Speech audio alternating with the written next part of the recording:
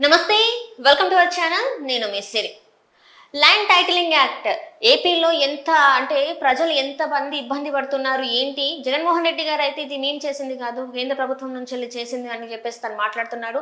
చాలా మంది వాళ్ళు సంపాదించుకున్న రూపాయి కూడగట్టుకొని ఆస్తులు సంపాదించుకుంటే దాని మీద కూడా వాళ్ళు కబ్జా చేయడానికి ప్రయత్నిస్తున్నారు. ల్యాండ్ టైటిలింగ్ యాక్ట్ ద్వారా ప్రతి ఒక్క అంటే రైతుదారుల పాస్బుక్ మీద జగన్మోహన్ రెడ్డి గారి ఫోటో ఉంది. అయితే ఇప్పుడు తన ఇలాగా ఆయన కడప జిల్లాలో ల్యాండ్ టైటిలింగ్ యాక్ట్ వల్ల ఇబ్బంది పడుతున్న ఒక రైతు వేదన మనం ఒకసారి ఇప్పుడు చూసే ప్రయత్నం అయితే చేద్దాం.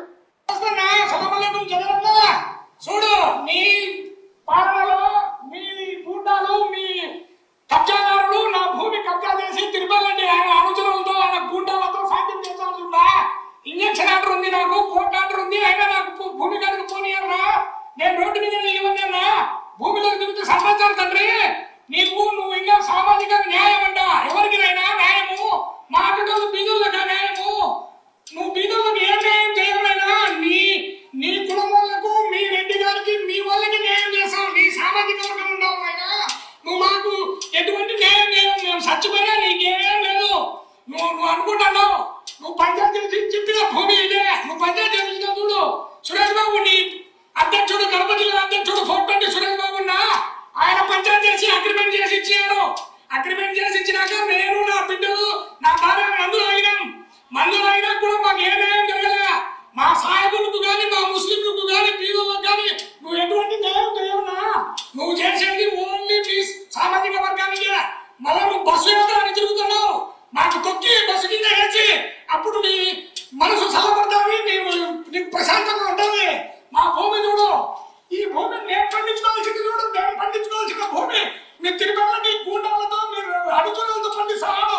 నేను భూమి కాడికి వచ్చి నాకు సంపడానికి కూడా ఎనకాటం లేదునా? పోలీసు వాళ్ళు కూడా వంద పడతారు ఆయనగా. ఎవరి కాడికి పోయి చెప్పినా ఎవరు ఏడంలే. జగన్ రెడ్డి చూడు ఎంత అరాచకమో చూడు. ఈ భూమిలో ఇంజక్షన్ ఉంది, కోర్టు ఆర్డర్ ఉంది, అయినా మేము భూమి కాడికి పోవడానికి. ఇది నీ సామాజిక వర్గంలో నీ ప్రభుత్వంలో జరిగింది. మా ఆటోలకు సంపదాలకు మాకు బతికిచ్చావునా? నెక్స్ట్ సారి నువ్వు వచ్చా మేము సామాన్య నలుగురం మందులకి కడుపులోనే సత్యం తండ్రి. నువ్వు వద్దులైనా మా రాష్ట్రానికి నువ్వు చేసిన సాయం కాదు. 10 లక్షలు నేను ఇచ్చాను కూడా, నా భూమికి నేను 10 లక్షలు ఇచ్చాను కూడా నాకు ఇయ్యలే. నీ 420 సురేష్ బాబు అప్పుడు ఒకళ్ళ మండపంలో పంచాయతీ చేసాడు. పంచాయతీ చేసి మా వాళ్ళందరూ వస్తుంటే వద్దు, ముస్లింస్ ఎవరు రాకూడదు, నేను చెప్పినట్టు నువ్వు చెప్పాలా అని చెప్పి నా చేత జగన్ దేవుడు అని చెప్పించి ప్రెస్ మీట్ పెట్టించి నా కొంప కొల్లెలు చేశాడు సురేష్ బాబు. దేవుడు అల్లా అనేవాడు చూపించాడు సురేష్ బాబుకు. పోయాడు హాస్పిటల్ కు, సాగులో బతుకుల్లో బతికి ఇంటికి వచ్చాడు. మీకు మేమేం చేయలేము, మేము బీదోళ్ళమన్నయ్యా, మేమేం చేయలేము. పైన భగవంతుడు ఉంటాడు, గుర్తు పెట్టుకో. మేము సత్య నలుగురమే, గుర్తు పెట్టుకో. ఎట్లా ఉంటుంది నీ పరిస్థితి అనేది.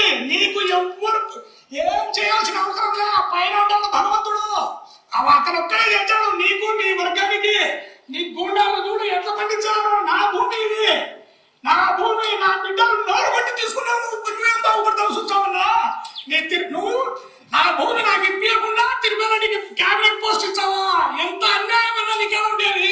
నువ్వు సాయబులకి ఏంటో చేస్తావు. నందేళ్ళని కాదు, యాడ సాయబులు వచ్చినా నువ్వేం చేయవునా? నువ్వు చేసేదంతా మాకు సంబడానికి వచ్చినావు. నువ్వు ఈ 4 ఏళ్లలో ఎంతమంది సచ్చినారో. నువ్వు కాదు బస్సు యాత్ర చేసేది, నేను చేస్తా చూడు బస్సు యాత్ర. 80 కుటుంబాలను చూసుకొని చేస్తా చూడు. చూడు నేను సారే సచ్చా, భూమి మాత్రం వదలు చూడు. ఆంధ్రప్రదేశ్ ప్రజలు చెప్తున్నా, మీరు ఇంతవరకు నా కోసం, నా బిడ్డల కోసం సాయం చేశారు.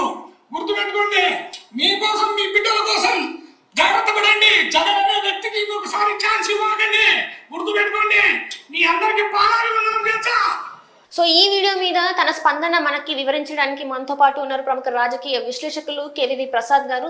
నమస్కారం సార్. నమస్కారం సార్. ఇప్పుడు చూస్తున్నట్టయితే ఈ వీడియో చూస్తున్నట్టయితే ఇది కడప జిల్లాలో జరిగింది, తన సొంత ఇలాకాలో జరిగింది. అండ్ ఇక్కడ చూస్తున్నట్టయితే ఒక ముస్లిం రైతు ఆవేదన, తన సొంత తన గురించే తిరిగితే, ఆ పార్టీ గురించే తిరిగితే ఈ రోజు తన వల్లనే తన భూమిని లాక్కున్నారు, ఈ ల్యాండ్ టైటిలింగ్ యాక్ట్ వల్ల తన భూమిని లాక్కున్నారు, ఇలా చేశారని తన కుటుంబ సభ్యులు మందు కూడా తాగేసి హాస్పిటల్లో పడిన సందర్భం ఉందని కూడా తను అంత ఆవేదన వ్యక్తం చేస్తుంటే సమయంలో అసలు ఈ ల్యాండ్ టైటిలింగ్ ఇంకెంత మందిని బలి తీసుకునే అవకాశం ఉందంటారు అసలు? ఇది యాక్చువల్గా చెప్పాలంటే ఇది ఒక శాంపుల్ అమ్మా, ఇది ఒక ఫస్ట్ వికెట్. ఇది అది సీఎం యొక్క ఇలాకాలో, సీఎం యొక్క కడప జిల్లాలోనే ఇది ఒక శాంపుల్. ఇది సో ఒక ఫస్ట్ వికెట్ ఒక మైనార్టీ.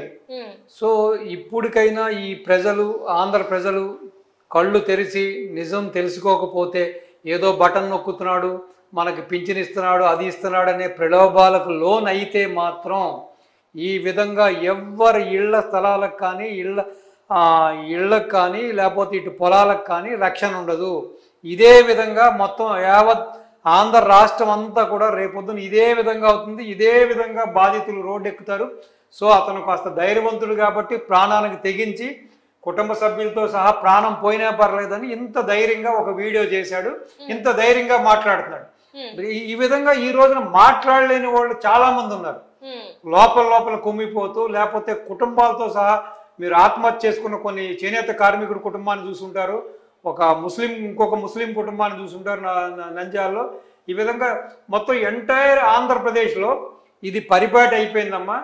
ఈ రోజున జగన్మోహన్ రెడ్డి దగ్గర ఇక మిగలడానికి, పంచడానికి ఎటువంటి ఆస్తులు లేవు. ఉన్న అన్ని ఆస్తుల్ని కుదవ పెట్టేసి డబ్బులు తీసుకొచ్చాడు. ఈవెన్ తాగుబోతులను కూడా కుదవ పెట్టి డబ్బులు తీసుకొచ్చాడు, లిక్కర్ను కుదవ పెట్టాడు. ఇప్పుడు చూస్తే లేటెస్ట్గా చూస్తే సీసీ కెమెరాలను కూడా కుదవ పెట్టి, సో దాని మీద వచ్చే ఫైన్స్ కూడా ఇంత ఫైన్ తీస్తాం, మేము ఇంత ఫైన్ వసూలు చేస్తామని దాని మీద కూడా లోన్లు తీసుకొచ్చిన ఘనాపాటి. ఇక మిగిలింది ఏమీ లేదు రాష్ట్రంలో. ఇక మిగిలిందల్లా ఇదిగో ఇటువంటి ఎస్సీ, ఎస్టీలు, బీసీలు, మైనార్టీలకు సంబంధించిన అన్ని వర్గాలకు సంబంధించిన భూములు, ఇళ్ళు, వాళ్ళ యొక్క స్థలాలు మాత్రమే మిగిలినాయి. ఇప్పటికైనా సరే ఆంధ్ర ప్రజానీకం కళ్ళు తెరవాలి. ఇంకా చాలా మంది భ్రమల్లో ఉన్నారు. రాజశేఖర రెడ్డి ఏదో పొడి చేశాడు, ఇతను ఇంకా పొడి చేస్తాడనే భ్రమల్లో ఉన్నారు. ఎస్, రాజశేఖర రెడ్డి చేశాడు, 4 మంచి పనులు చేశాడు. అది ఎవరి వలన చేశాడు? చంద్రబాబు నాయుడు అనే ఒక విజనరీ ఉన్న నాయకుడు, ఒక మార్గదర్శి, ఒక దీర్ఘదర్శి, ఒక టార్చ్ బేరర్ సృష్టించిన సంపదని తను తిన్నంత తిని కొడుక్కి దోచిపెట్టినంత దోచిపెట్టి, తన అనుమాయులకి, తన బంధువర్గాలకి దోచిపెట్టి ఆ సలహాదారుడు జేవి సోమయాజులు మీ పాపాన్ని కడుక్కోండి అని చెప్పి ఒక 4 మంచి పనులు చేయమన్నందుకు మంచి పనులు చేశాడు కాబట్టి ఈ రోజున మహామేతల్లా నేతగా మిగిలిపోయాడు. అదే మహానేత కొడుకు కదా, ఇతను ఇంకా ఏం చేస్తాడు అని చెప్పి ప్రజలు ఇంకా కొంతమంది భ్రమల్లో ఉన్నారు. ఆల్రెడీ ఓట్లేసి 5 ఏళ్లుగా నరకం అనిపిస్తున్నారు. ఇప్పటికైనా ఈ ఆంధ్ర ప్రజలు కళ్ళు తెరవాలి. కళ్ళు తెరకపోతే మాత్రం ఇదే విధంగా ప్రతి బాధితుడు కూడా ఒకటి ఆత్మహత్య శరణ్యం, లేకపోతే ఇలా రోడ్డు ఎక్కాలి. వాళ్ళ రోదన అరణ్య రోదనగానే మిగిలిపోతుంది. అంటే తను కూడా అంటున్నాడు కదా, మీరు బస్సు యాత్ర చేస్తున్నారు కానీ నేను చేస్తా, 80 కుటుంబాలను వేసుకొని నేను బస్సు యాత్ర చేస్తా, నేనంతా బయట పెడతా అని చెప్పేసి అంటున్నాడు. ఏం చేస్తాడమ్మా? వ్యవస్థలన్నిటిని కూడా మేనేజ్ చేస్తున్న వ్యక్తి అతను.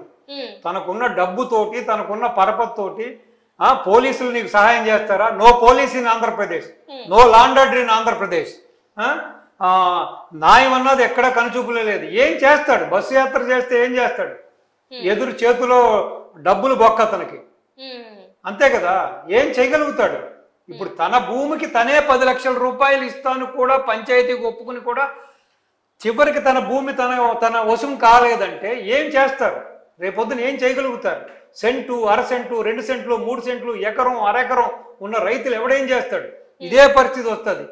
రేపు ఎవడేం చేస్తాడు? కాబట్టి ఇప్పుడుకైనా సరే ఆంధ్ర ప్రజలు లుచ్చాలకి, లోఫర్లకి, రౌడీలకి, కేడీలకి, ఫ్యాక్షనిస్టులకి, పాపాత్ములకి, నీచులకి, నికృష్టులకి ఓట్లేయడం మానుకుని ఎవరికి ఓటేస్తే వాళ్ళ భవిష్యత్తు బాగుంటుందో, ఎవడైతే వాళ్ళ భవిష్యత్తుని తలరాతను మారుస్తాడో, ఎవరి వలన రాష్ట్రం బాగుంటుందో, ఎవడి వలన వాళ్ళ లైఫ్లు బాగుంటుందో ఇప్పుడు కానీ ఆలోచించుకుని ఈ టీడీపీ కూటమికి, జనసేన, బీజేపీ, టీడీపీకి ఓట్లు వేశారో సేఫ్ జోన్లో ఉంటారు. లేదో ఇదే విధంగా ఈ రోజున ఈ ముస్లిం సోదరుడు ఏ విధంగా అయితే రోదన చేస్తున్నాడో, ఏ విధంగా అయితే ఆక్రోశిస్తున్నాడు, ప్రతి ఒక్కడు ఆడ, మగ, పిల్ల, జల్ల కూడా ఇదే పరిస్థితి వస్తుందని చెబుతున్నాను నేను. ఆ పరిస్థితి రాకూడదంటే ఇప్పటికైనా ఆలోచించండి. దయచేసి జగన్మోహన్ రెడ్డికి మీరేసే ప్రతి ఓటు కూడా మీ పాలిటి యమపాశమై మిమ్మల్ని బాధ పెడుతుంది, మిమ్మల్ని ఇబ్బంది పెడుతుంది, మిమ్మల్ని నాశనం చేస్తుంది. కాబట్టి మీరు వేసే ప్రతి ఓటు కూడా మీ పాలిటి శాపంగానే మారిపోతుంది. కాబట్టి దయచేసి ఎవ్వరూ కూడా వైసీపీకి ఓటు వేయొద్దు. ఓటు వేసారో మీ చేత్తో మీ కన్ను పొడుకున్నట్టే, మీ చేతి వేలుతో మీ కళ్ళు పొడుచుకున్నట్టే. కాబట్టి మిమ్మల్ని కాపాడడానికి అల్లా చూస్తాడు అంటున్నాడు అమాయకుడు. అల్లా కాదు కదా, హిందువులు రాముడు వెంటపడినా, క్రిస్టియన్స్ జీసస్ వెంటపడినా, వీళ్ళు అల్లా వెంటపడినా కూడా కాపాడలేరు. ఎంతమందిని కాపాడతారు? ఒకడా ఇద్దరా? మొత్తం రాష్ట్రం అంతా కూడా అలీబాబా 40 దొంగలు, రావణ కాష్టం అయిపోయింది. అంతా రావణ రాజ్యం నడుతుంది. అందరూ నీచులు, నికృష్టులు, దరిద్రులు, దుర్మార్గులతో నిండిపోయింది. భగవంతుడు కూడా ఎంతమందితో పోరాడతాడు? భగవంతుడు కూడా కేవలం ఈ ఒక ఆంధ్ర రాష్ట్రం కోసమే భగవంతుడు ఉన్నాడా? కాదు కదా. కాబట్టి ప్రజలు కళ్ళు తెరవాలి, నిజం తెలుసుకోవాలి. ఇది శాంపుల్ మాత్రమే. ఆ ల్యాండ్ టైటింగ్ యాక్ట్ వలన ఇది శాంపుల్ మాత్రమే. కాబట్టి ఇప్పటికైనా కళ్ళు తెరవండి, నిజం తెలుసుకోండి, మిమ్మల్ని మీరు కాపాడుకోండి, మీ భూములు కాపాడుకోండి, మీ రాష్ట్రాన్ని కాపాడుకోండి. Right sir, right. Thank you so much sir. Thank you అమ్మా.